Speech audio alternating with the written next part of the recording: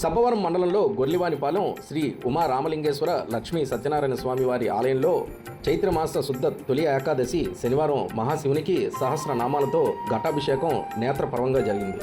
ఇక్కడి ఆలయ ధర్మకర్త గొర్లి అచ్చెన్నాయుడు, మాజీ ఎంపీపీ గొర్లి మహేశ్వరరావుల సారథ్యంలో నిర్వహించిన ఈ ప్రత్యేక పూజా కార్యక్రమాలు వేద పండితులు రేజేటి శేఖర్ శర్మ పర్యవేక్షణలో ఆలయ ప్రధాన అర్చకులు సత్యనారాయణ, వారి సహాయకులు నిర్వహించారు.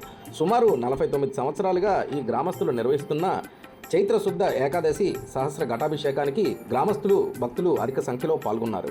ఉదయం 8 గంటలకు ప్రారంభమైన ఇత్యాది పూజా కార్యక్రమాలు పూర్తయ్యాక 1000 బిందెలతో మహిళా భక్తులు క్యూ లైన్ క్రమశిక్షణతో 3 సార్లు ఆలయం చుట్టూ ప్రదక్షిణలు చేశారు. బాజా భజంత్రీల మధ్య వేద పండితులు మంత్రాలతో ఆ గ్రామం మారు మోగుతుండగా ఆలయ ప్రదక్షిణ పూర్తయిన తర్వాత మహాశివలింగానికి 1000 ఘటాలతో సహస్ర ఘటాభిషేకం నిర్వహించడంతో భక్తి పారవస్యం వెళ్లి విరిసింది. ఈ సందర్భంగా వేద పండితులు శేఖర్ శర్మ మీడియాతో మాట్లాడుతూ, ఒకప్పుడు కేవలం 80 కుటుంబాలు నివసించే గొర్లివానిపాలెంలో శ్రీ ఉమా రామలింగేశ్వర లక్ష్మీ సత్యనారాయణ స్వామివారి ఆలయం నిర్మించడం ఒక గొప్ప విషయం కాగా, ఆలయ వ్యవస్థాపక ధర్మకర్త స్వర్గీయ గొర్లి అప్పలనాయుడు నాటి నుంచి నేటి ధర్మకర్త అచ్చెన్నాయుడు వరకు 49వ సహస్ర ఘటాభిషేకం ఈరోజు నిర్వహిస్తున్నామన్నారు. ఈ సందర్భంగా నిర్వహించిన ప్రత్యేక పూజా కార్యక్రమాలు వివరించారు.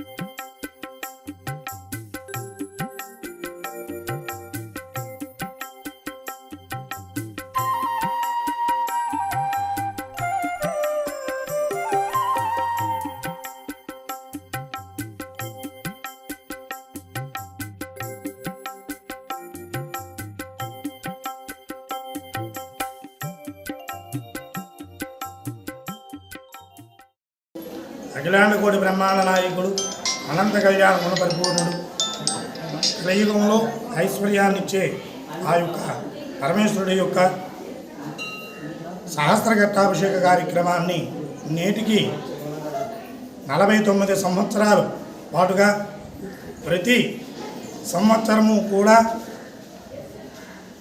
ఆషాఢ శుద్ధ ఏకాదశి నాడు ఈ గొర్లివానిపాలెం గ్రామంలో శ్రీ ఉమా రామలింగేశ్వర స్వామి వారికి అభిషేక కార్యక్రమాన్ని జరిపించడం జరుగుతున్నది.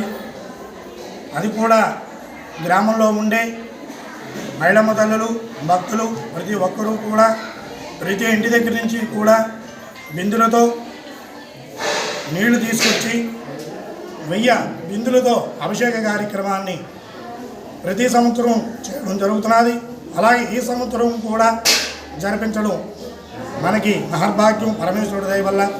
అలాగే ఈ యొక్క కార్యక్రమంలో ఈరోజు ఎంతో ప్రాముఖ్యమైనటువంటి రోజు.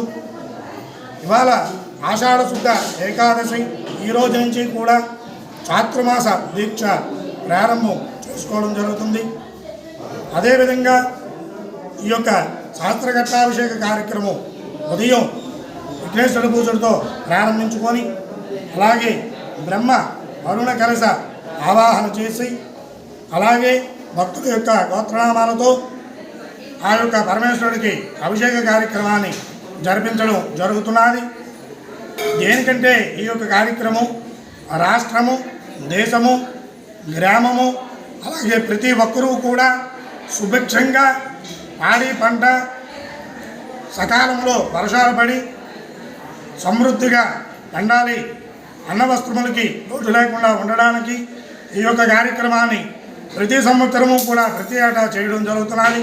అలాగే ఈ సంవత్సరం కూడా దేవాలయం చుట్టూరు కూడా 3 పర్యాయములు ప్రదక్షిణ చేసిన తర్వాత అభిషేక కార్యక్రమాన్ని జరిపించడం జరుగుతున్నది.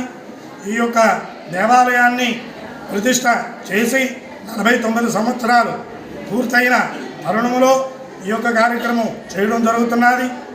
అలాగే ప్రతి సంవత్సరము కూడా ఈ యొక్క కార్యక్రమాలలో గ్రామస్తులు, వాళ్ళ భక్తులు 50 మంది కూడా పాల్గొంటూ ఆ యొక్క ఉమా రామలింగ మా పెద్దలు ఈ దేవాలయాన్ని నిర్మించుకుని నేటికి 49 సంవత్సరాలు పూర్తవుతుంది.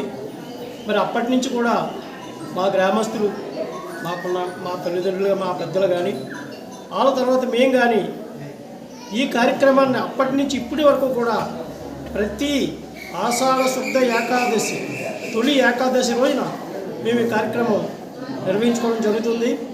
ఎందుకంటే మా గ్రామం, మా ప్రాంతం, మా ఏరియా, మా రాష్ట్రం, మా దేశం సస్యమలంగా ఉండాలని, ఇటువంటి అన్నపానీయాలకు కూడా లోటు లేకుండా ఆ వరుణదేవుని కరుణా కృపా కటాక్షాలు మాకు కలగాలని చెప్పేసి మేము ప్రతి సంవత్సరం ఈ అభిషేకం చేయడం జరుగుతుంది.